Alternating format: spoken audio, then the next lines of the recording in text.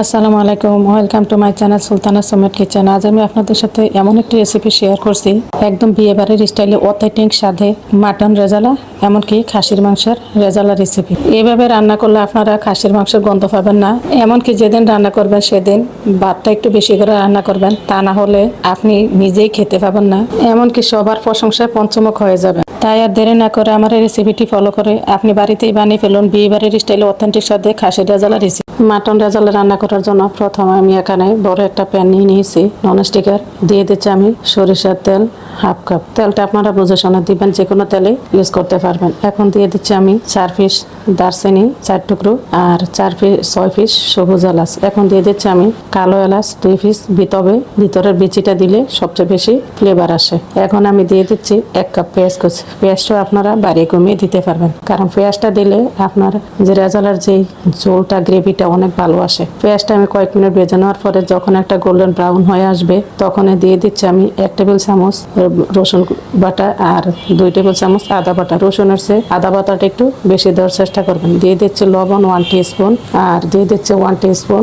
হলুদের গুঁড়া আর 1.5 টিস্পুন মরিচের গুঁড়া। মরিচের গুঁড়োটা আপনারা জাল বুঝে শুনে দিবেন। এখন আমি সবগুলো মশলা চুলাটা মিডিয়াম হিটে রেখে ভালোভাবে কষিয়ে নিচ্ছি। এখন দিয়ে দিচ্ছি গ্রেভির টেস্ট বাড়ানোর জন্য 1 পিস টমেটো কুচি করে দিয়েছি। এখন দিয়ে দিচ্ছি আমি হাফ কাপ পানি, যাতে মশলাগুলো পুড়ে না যায়। চুলাটা কিন্তু মিডিয়ামে আছে। এখন আমি ঢাকনা দিয়ে কষিয়ে নিচ্ছি টমেটোটা সিদ্ধ হওয়া পর্যন্ত। এখন আমি ঢাকনাটা উঠিয়ে আমি স্প্যাচুলার দিয়ে ভালোভাবে ম্যাশ করে নিচ্ছি। ম্যাশ করে নিলে কি হবে, আপনার গ্রেভির ইয়াটা ভালো হবে, ঘনত্বটা। এখন আমি দিয়ে দিচ্ছি 1 টিস্পুন সাদা গোলমরিচের গুঁড়ো আর 1 টিস্পুন ধনিয়া গুঁড়ো আর 1.5 টিস্পুন জিরার গুঁড়ো। আমি যে মশলাগুলো ইউজ করি সবগুলো আমার হোমমেড মশলা, আর বেশিরভাগ বাসায় তৈরি করা মশলা দিয়ে রান্না করলে আপনার যে কোনো তরকারির স্বাদ ডাবল হয়। মশলাগুলো দেওয়া শেষে আমি এখন আবারও ভালোভাবে কষিয়ে নিচ্ছি। চেষ্টা করবেন মশলাগুলো দেওয়ার সাথে সাথে যে কষিয়ে নিতে, তাহলে আপনার আর আদা রসুনের যে কাঁচা স্মেলটা সেটা আসবে না, এমনকি গ্রেভির ঘনত্বটাও ভালো হবে। এখন আমি এখানে মাটন নিয়েছি 1.5 কেজি। এখানে হাড় মাংস সবকিছু আছে। আমি এখানে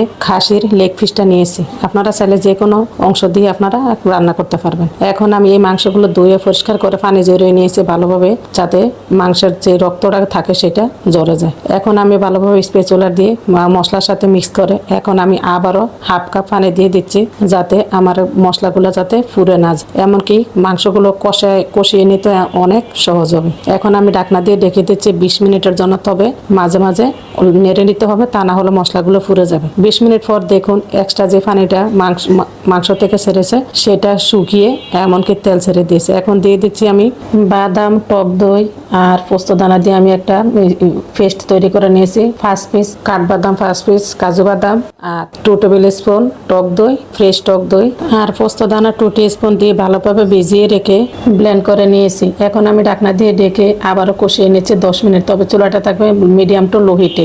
এখন দেখুন মোট 30 মিনিট পর এখন আমি দিয়ে দিচ্ছি আমার শাহি গরম মশলা 1 টিস্পুন। এটা আমার চ্যানেলে দেওয়া আছে, ইউটিউব চ্যানেলে, চাইলে দেখে নিতে পারেন। এখন দিয়ে দিচ্ছি আমি হাফ কাপ পেঁয়াজ কুচি আমি এখানে বেরেস্তা করে নিয়েছি।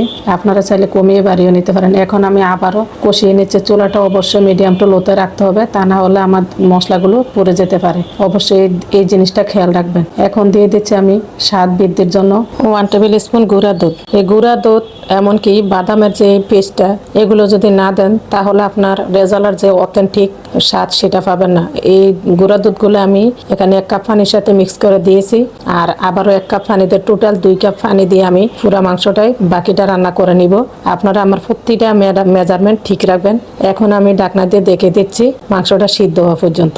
ঢাকনা দেওয়ার চুলাটা অবশ্যই মিডিয়াম টু লোতে রাখতে হবে, তা না হলে মশলাগুলো পুড়ে যাবে। 30 মিনিট পর আমি এখন দিয়ে দিচ্ছি কাঁচামরিচ মাঝখান দিয়ে ফালি করে 8 থেকে 10 পিস। বিয়েবারের মতো অথেন্টিক স্বাদ পাওয়ার জন্য দিয়ে দিচ্ছি 1.5 টেবিল স্পুন ঘিটা অবশ্যই দিতে হবে। এখন আমি আবারও ভালোভাবে মিক্স করে নিয়ে চুলাটা একদম লোতে রেখে আমি বাকি আরো 20 মিনিট রান্না করে নিব।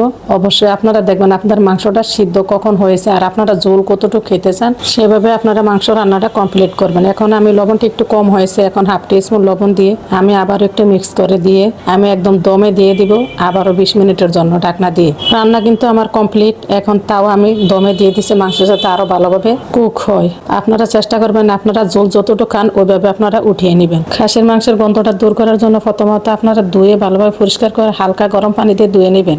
অবশ্যই একটু লবণ দিবেন, আর দ্বিতীয়ত অথেন্টিক মশলা ব্যবহার করতে হবে, তাহলে গন্ধ দূর হয়ে যায়। তৈরি হয়ে গেল আমার অনেক মজার সেরা স্বাদের খাসির রেজালা, এমনকি মাটন রেজালা। আমার এই রেসিপিটা কেমন হয়েছে অবশ্যই কমেন্ট করে জানাবেন। ভালো লাগলে অবশ্যই লাইক কমেন্ট শেয়ার করে দিবেন, আর বেশি ভালো লাগলে চ্যানেলটি অবশ্যই সাবস্ক্রাইব করে ফলো দিয়ে সাথেই থাকবেন।